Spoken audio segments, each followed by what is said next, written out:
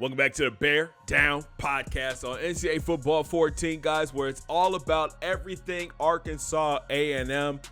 We are coming off a big week of games, man, sitting at 11-0, number one in the country, and getting ready to wrap up the regular season. Today, we'll take a look back at the week that was for our Black Bears. We'll look ahead to the upcoming week of games, including the regular season finale, the bowl game, and the Big 12 championship, not in that order. Also, we'll take a look at the season stats, recruiting, and just for some people, man, I'm going to take a look at the sliders. You guys will get to see my sliders, but let's hop in and take a look back at the week that was for our Black Bears. So we started the week off taking on Texas A&M, and you talk about a thriller of a game. This game went to overtime. Our Black Bears squeaked out a win, 52-45. It was another slow start for the offense. Texas A&M came out, dropped 14 in the first. Then we had to put up 28 in the second quarter to catch up. Texas A&M put up 10. But this time around, man, we usually are pretty good in the second half. The fourth quarter, we gave up 18 points, which led to overtime. Bad clock management by Coach Thomas and the boys is what took us to overtime. We were set up to kick the game-winning field goal, but the clock ran out on us. But this was the game where Philip Fagan got his first start. And he came out and balled. 27 carries, 179 yards, 4 total touchdowns. Inserting Fagan into the starting lineup was probably one of the best moves that Coach Thomas did all season. He's more of a power back. We like to run between the tackles, behind the guards and the centers. Instead of bouncing it to the outside, Fagan's going to get those tough yards for you. But don't sleep on Harris. We're still using Harris the right way. He's more of an outside runner, that home run back that we're looking for in our offense. Out wide, Trey Morgan is steadily getting better and better every week. He finished with 8 catches, 121 yards, and a touchdown. But I think the big story was defense. They just did not come to play this week, giving up 45 points to this Texas A&M offense. Nick Ginn led the way with 10 tackles. Then you had Kerry with 8 and Brian Jones with 6. This is at the game where Coach Thomas afterwards called out his defense, and they showed up the next week. And they had more of a complete game against Iowa State on the road. 63-20 was your final. As you can see, 14 points across the board, then 21 in the fourth. Holding this really good Iowa State team to only 20 points. They did a great job. Defense did. Craig had a solid game, 324 through the air, 2 touchdowns and an interception. Fagan continued to play well. 18 carries, 111, and 3 scores. And then Trey, 4 catches for 84 yards. But it was Richie with the deep ball, 2 for 95 and 2 scores. And Will Johnson, 3 for 74. But like I said, it was all about the defense this week.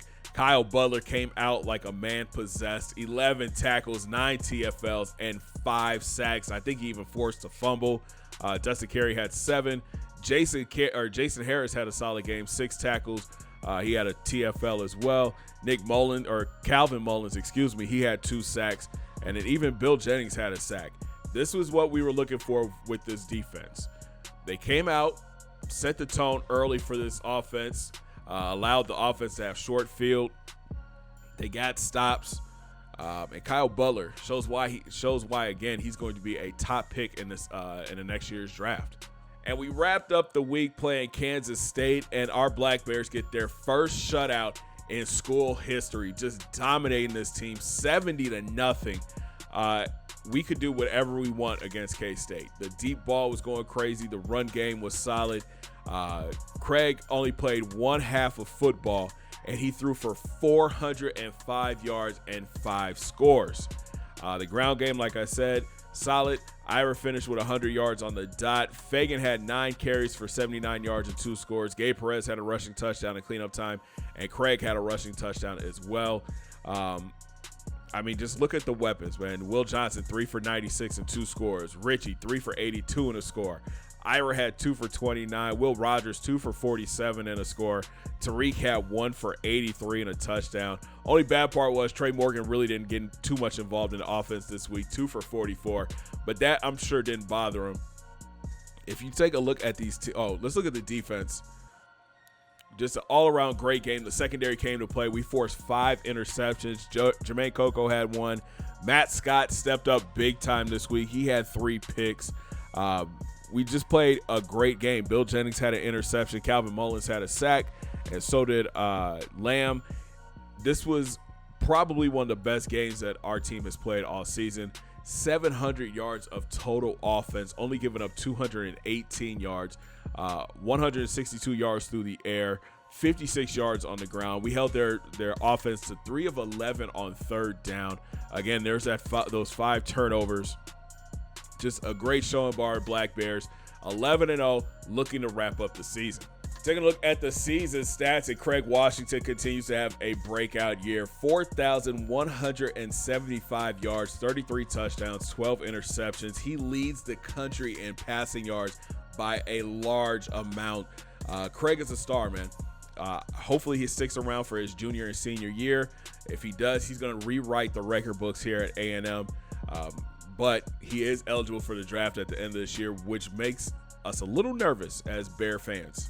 The ground game, we're going to have 2 backs go over 1,000 yards. Ira Harris is already there, 169 carries, 1,152 yards, 21 touchdowns on the season.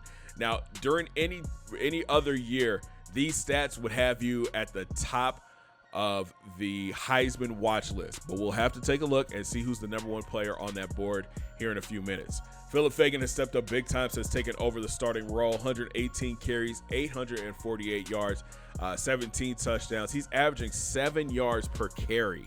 Craig showing off the legs as well, 476 yards and 11 scores. Gabe Perez, man, this backup QB, he's going to be something special when he gets playing time. He can get outside the pocket and run as well, 53 yards and a score. But the receiving core has stepped up so big this year. Craig has a lot of great weapons, led by Trey Morgan, 60 catches for almost 1,100 yards and 8 touchdowns. He is definitely wide receiver number 1. I was looking at different wide receivers around the country, and nobody really stacks up compared to Trey. Now, if he decides to declare early, I think he could be a first-round talent. Hopefully, he'll be back for his senior year, but if he decided to go, he would definitely get that first-round money.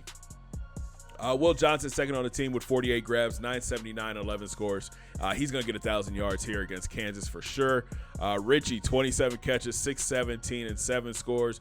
And Tariq Larson, 25 for 655 and 5 scores. Then you got Ira with 19 catches for 199. Will Rogers, 19 for 345 and a score. DT, he's got 9 catches for 245 and a score. And Fred Foreman, 6 for 101 and 2 scores. This young offensive line, they've done a solid job so far. Keith Smith has given up 3 sacks. So has Horn, our left tackle. But he's a true sophomore. So, you know, as these guys continue to grow in their positions, I expect them to be better. Curtis Maynard's given up 2. So has Hawkins and White. My concern with Drew White is he's not big enough, like weight-wise. So definitely this offseason, we're going to put him on a weight plan. I would love to see him somewhere around 320, 325 going into his sophomore year.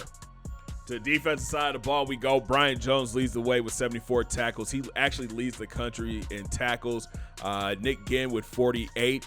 He's doing a great job this year. We haven't really used him in coverage too much. He's been more of a box safety for us, and he's doing a great job. Dusty Carey, new position for him this year, free safety, 44 tackles. And you got Jason Harris, 4th on the team with 44 tackles. Kyle Butler has 43 on the year. Matt Scott with 38. Bill Jennings with 36. And you got Corey Mark with 31. Jermaine Coco has 27 tackles. And David Sims has 27 as well. There's Will Mosby with 24. Corey Bentley has 23. And Ben Bowen has 21. Now, this is where I'm happy, man. Our star players have really stepped up in the past couple weeks. Corey Mark is just having a dominating season. 14 sacks on the year. 21 TFLs for the senior D tackle. Kyle Butler really turned it on 2 weeks ago against Iowa State. He's got 9 sacks now with 18 TFLs. I really want him to get double-digit sacks, somewhere close to where Corey Mark is right now. Calvin Mullins is 3rd on the team with 4 sacks, and you got Walker, Riley, Johnson, and Sims each with 2. Lamb, Stewart, Bentley, and Jennings. You got Brian Jones each with 1. Now, the secondary has had some trouble. We're not even going to front about that. Matt Scott has really stepped up and became CB number 1. He leads the team with 6 picks. Jermaine Coco is second with 3. Bill Jennings has 2. Anderson, Sims, Carey, Buchanan, Harris, and Jones each with 1. Now let's talk about Scott, man. He's doing a great job locking down one side of the field. Teams are really starting to shy away from him in coverage. Going into his senior year, he should be, if he's not already an All-American next year. I know he's up for a few awards, but this kid has really stepped his game up this year. We're going to have some guys coming off a red shirt that are going to be looking for playing time, but I think we've got CB number 1 locked up for the next 2 years. And shockingly, guys, I expected more. We only have 3 defensive touchdowns this year. Corey Mark has a scoop and score. David Sims has a pick 6, and so does Casey Buchanan. Kicking game, Keaton Holt doing a great job, 5 for 5 on field goals, his longest 50 this year, and he's perfect on extra points. Punt game, Jacob Williamson, 7 punts for 318. He's averaging almost 36 yards per punt. Kick return game, Tariq Larson, a stud. 46 returns, 1,404 yards, 30 yards per return, and a touchdown. The punt game, 26 returns for 376. So let's take a look at these standings, man. I think we have locked up the Big 12 North. We are 11-0, undefeated in conference play. And I think we're going to be taking on Texas for the Big 12 championship. They're second right now in the conference, 6-1. 9-2 overall. Then you've got Oklahoma 8-3, 5-2 in conference. There's Arkansas 6-6 after a pretty great start for this team, man. They're 6-6, 5-3 in the conference. They should get a bowl game. They got to get one more win. They should get a bowl game. TCU is 5th. Oklahoma State. Then you got Kansas at 7-4. Our next opponent, Baylor 4-7. A-State 6-5. I think they need one more win, and they should become bowl eligible. There's Iowa State 5-6. Texas Tech is 2-9, and Kansas State 2-9 rounds out the Big 12. Now here's a look at the updated BCS standings. If the bowl games were to start today, we would be taking on number 2 Alabama for the national championship. Notre Dame is 3, Stanford in at 4. There's Arizona in at 5, Michigan 6, Washington is 7, Texas in at 8, Florida State is 9, and Pittsburgh rounds out your top 10. Everybody wants to play Bama until they have to play Bama. So this should be an interesting one. We both just have to continue to win out. We got to win our next 2 games. I'm sure they're going to be playing for the SEC championship. We're going to be playing for the Big 12 championship. And we could be meeting in the national championship in 3 weeks. So here is a look at the updated Heisman watch list. And number 1 on everybody's board right now, redshirt sophomore QB Craig Washington from your Arkansas A&M Black Bears. He is having a tremendous year this year. It's his second year started in the system, and he's become a star. Second on this list is Terrence Nolan from Pitt at running back. Then you've got Ben Cohen, the quarterback from Michigan. Stephen Moore sliding down the list, man. He had a rough day against Utah. And then there's Ira Harris. Even though he's not a 100% starter, he's still on the Heisman watch list with almost 1,200 yards and 21 touchdowns. So here we go. Award finalists have been named, and Craig Washington is the number 1 player on the board for the Maxwell Award. There's Ira Harris in at 5. You've got the Walter Camp, Craig Washington, number 1. Ira Harris is 3. For the Bednarik, Brian Jones, the middle linebacker from A&M. He's number 1 on the board, followed by Corey Mark. You've got Joe Moore, a linebacker from Vanderbilt, and then there's Matt Scott, our cornerback, in at 4. The Nagurski, Corey Mark leads the way for that award. Brian Jones is 5th. The O'Brien Award, Craig Washington, number 1 on the board right now. For the Doak Walker Award, For the Doak Walker Award, Ira Harris is in at 2, right behind Terrence Nolan, the running back from Pitt. The Biletnikoff, Trey Morgan is 3rd on this list. Will Johnson is 5th. The Mackey, you've got Alfred Jude, the tight end from Wisconsin. The Outland, Matt Keys, the offensive lineman from Bama. Donovan Bradford, number 1 on the list for the Remington. The Lombardi, Corey Mark is number 1, followed by his teammate Kyle Butler. It's going to be so sad to see these two graduate at the end of the season. They have done so much for our team. At best linebacker, of course, you've got Brian Jones.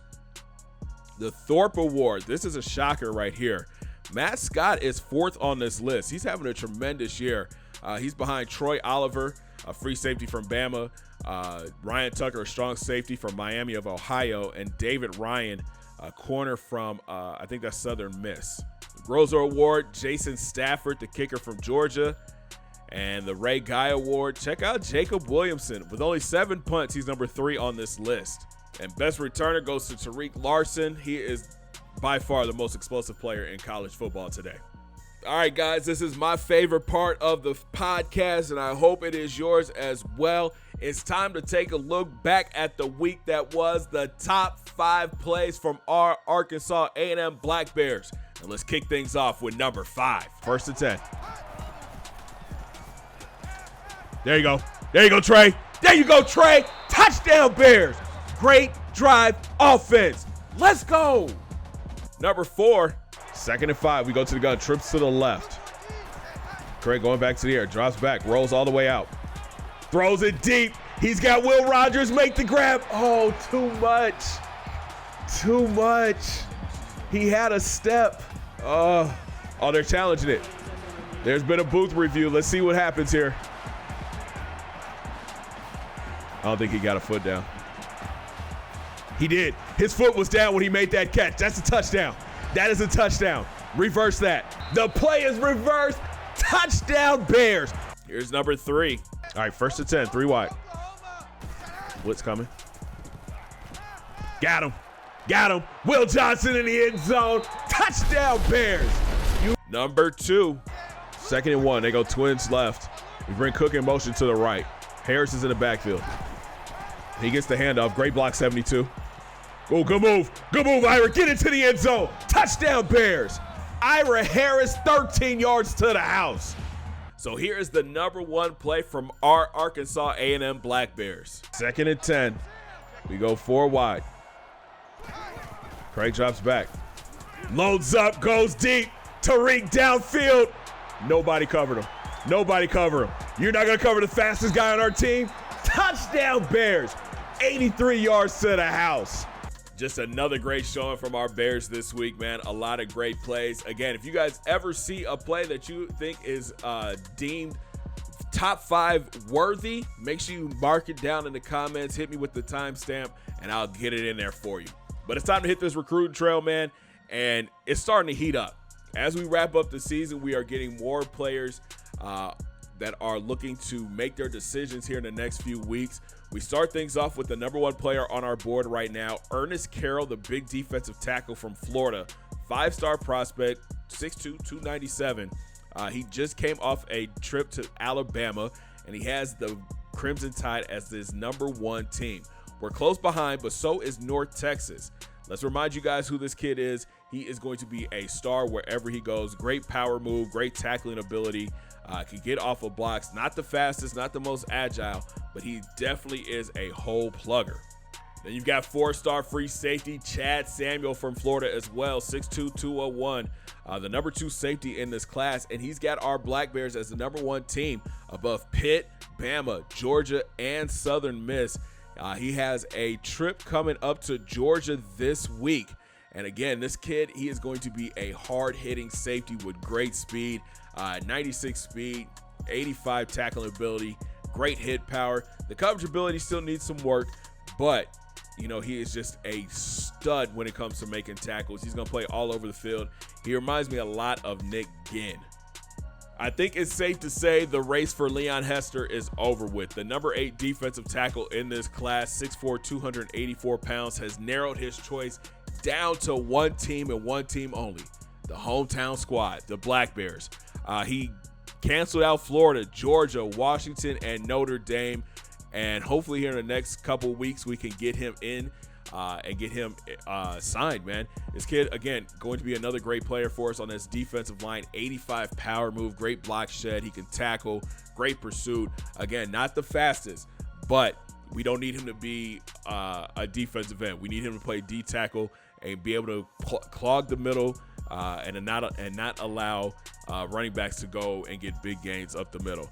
Could he see playing time early? Yes, I believe so. We're in a tight one for John Barnes, the defensive end from Florida, 6'2", 248, 5-star prospect. He's got Indiana as his number one team, but close behind, the Black Bears. I think he already went on his visit. Yep, he already hit his visit to Indiana. So it's just down to us two. Again, we're looking for pass rushers with Kyle Butler graduating, and I think this kid is going to be something special. 78 speed, great power move, solid finesse move, great block shedding. We'll get him in. We'll give him the Kyle Butler treatment. Let's be real. We're looking for the next Kyle Butler, and I think John Barnes can fit that role very well. Another defensive end to keep your eye on is Tommy Washington, the 3-star prospect from Utah, 6'4", 240. He's down to 2 teams on his list, the Black Bears and Pitt.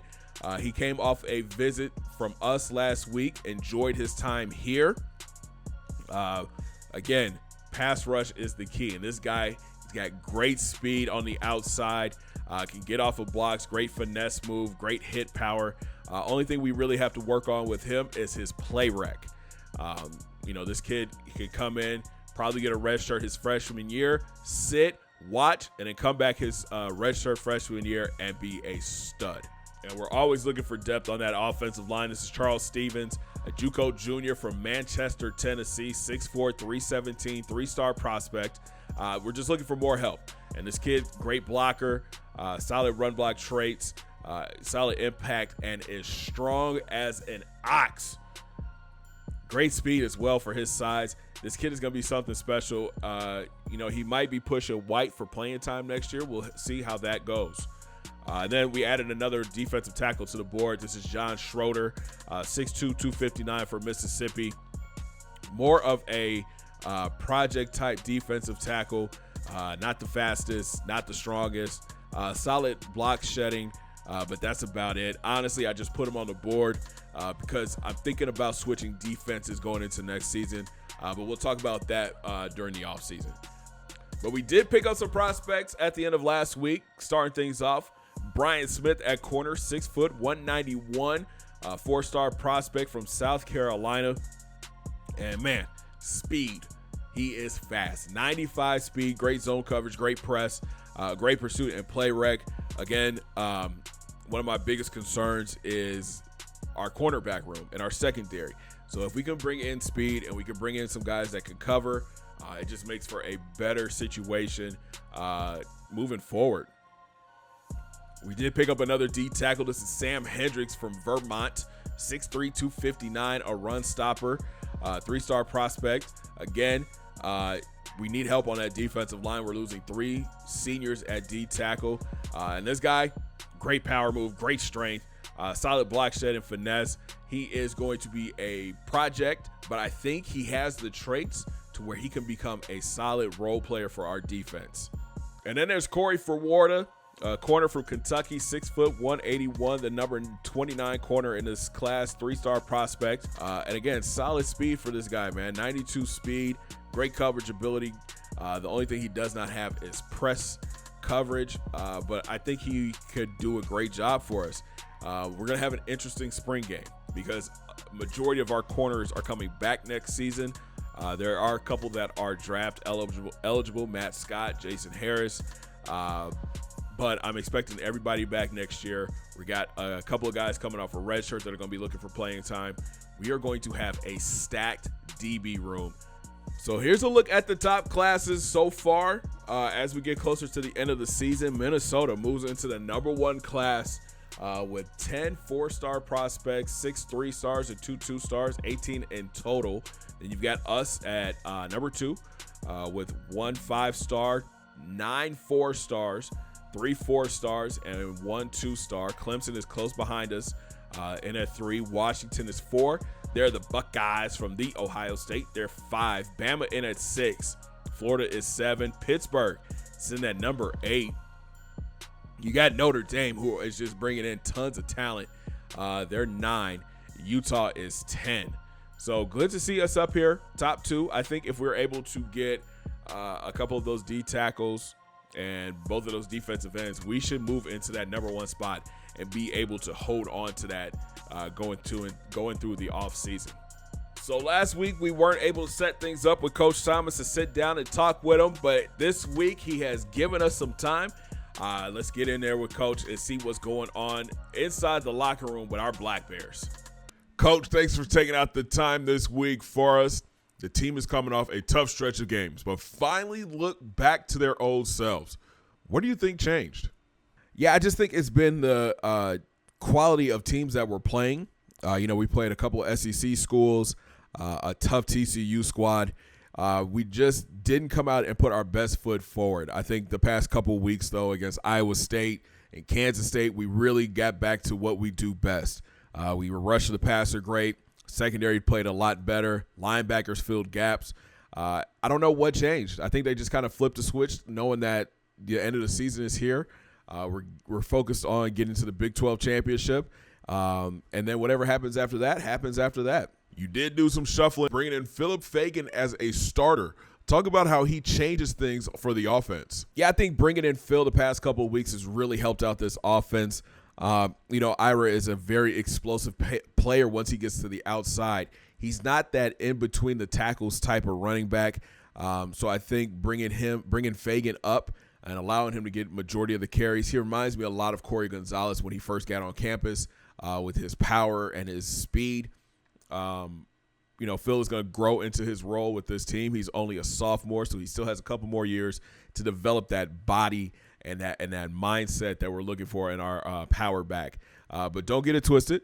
Ira is still a very high priority on this offense. He brings a lot of dynamics to this team, whether it's out of the backfield as a receiver or bouncing it to the outside and getting the corner. I like our running backs to be thunder and lightning. We've got your power back and we've got your fast scat back, and that's what we have in these two.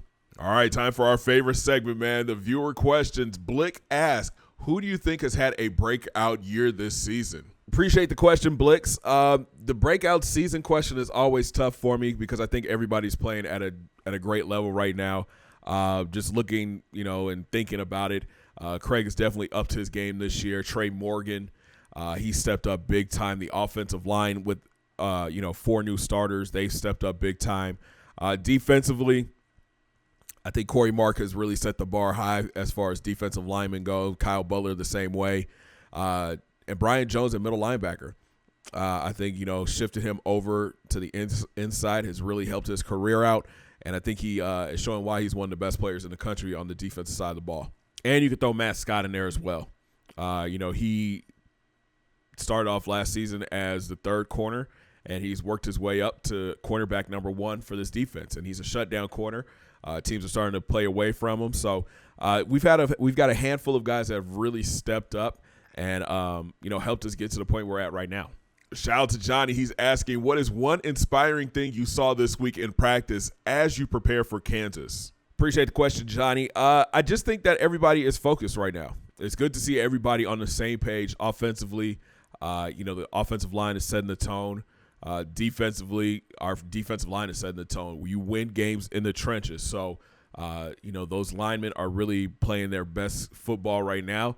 And we're excited to see what happens against Kansas this week. Our guy Gaming B-Fly asks, with bowl season approaching, how do you intend to keep everyone focused on the task at hand? That's a great question. At the beginning of the season, we set out our goals. We've always said we want to be in the Big 12 championship no matter what happens. 2 losses, 1 loss. Big 12 championship is always our first goal. So we're focused on that. And again, whatever happens after that, happens after that. We can't focus on anything further down the road. We've got Kansas this week, Big 12 championship, and then a bowl game. That's all that's left on the schedule. Just keeping these kids and these men focused. It's been tough, especially with the COVID stuff, but I think we're all on the same page, and we know what the end goal is. Thank you, Rick, for this question. The defense struggled in the past few games, but they held K-State scoreless. What changes were made, and how did you turn it around so quickly? Thanks, Rick, for the question. The K-State game was a special game. I think the seniors came out and let it be known that this game was going to be our game from jump. Offensively, I just felt like we moved the ball great. They couldn't stop us through the air. Craig was amazing. The wide receivers were amazing. Offensive line did a great job. Defensively, I was just in awe of how we were able to get pressure. We were making better tackles. And I think it just goes back to the senior leadership we have on this team. These guys had a chance and wanted it bad last year to play for the national championship. And this year they made it a goal for this class to finish the season as national champs. And I think now as we wrap up the season, everybody is buying in.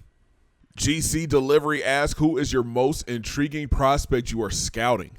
GC, appreciate the question. I can't give out specific names due to NCAA regulations, but I'll say this.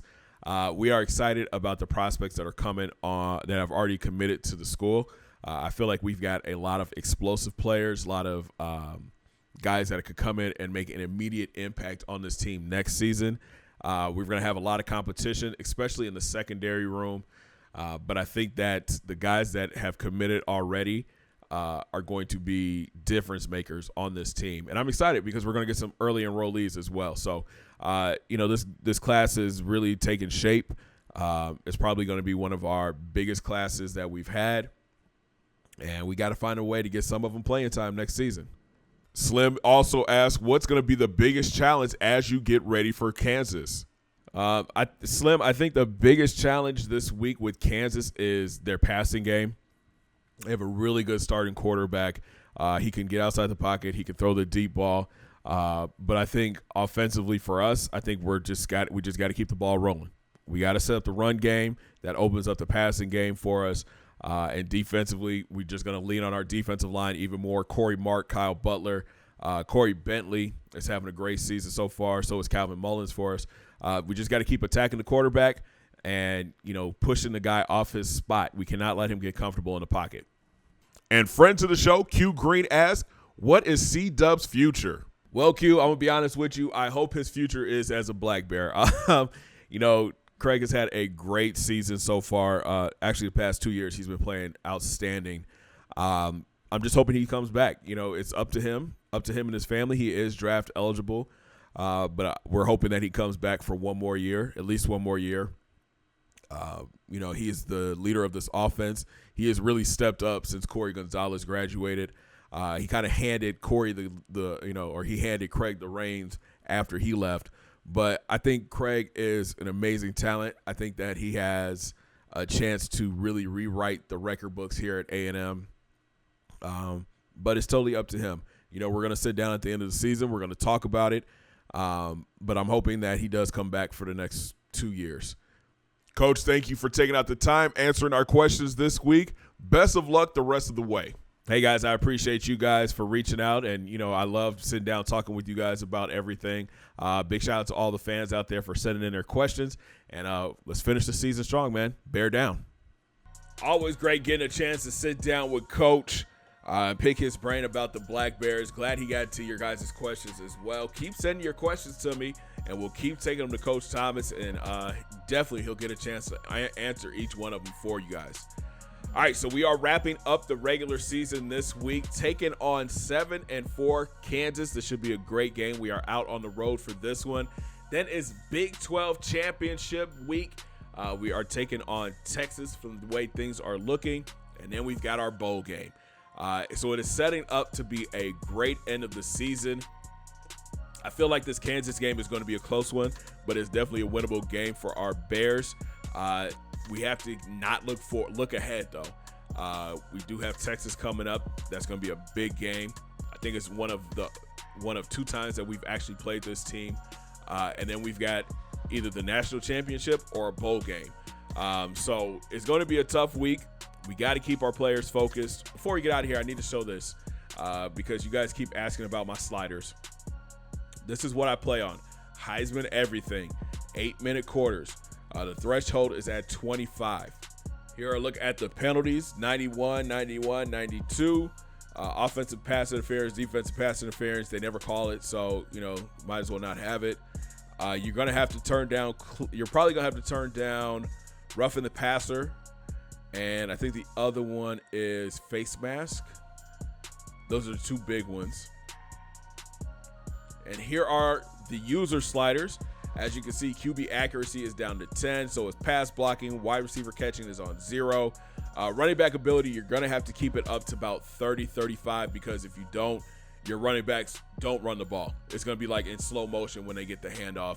Run blocking is at 35. Pass coverage is at 40. Interceptions at 40.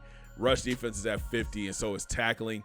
The reason these two are at 50 is because of this. Like these are so OP. Having the CPU on 45 and 50 is so OP, because these, like, they can just run right over you, and as you see, they break tackles left and right. QB accuracy is at 30, pass blocking is at 65, wide receiver catching is at 70, pass coverage is at 65, their rush defense is at 100, and their defensive tackling is at 100. So, I think these are very good sliders. I took a version of Uncle Sam's sliders, kind of adjusted to my playing style, and I think they've made for a pretty good game so far. So next up for our Black Bears, a trip down to take on the Kansas Jayhawks. They come in 7-4 on the season.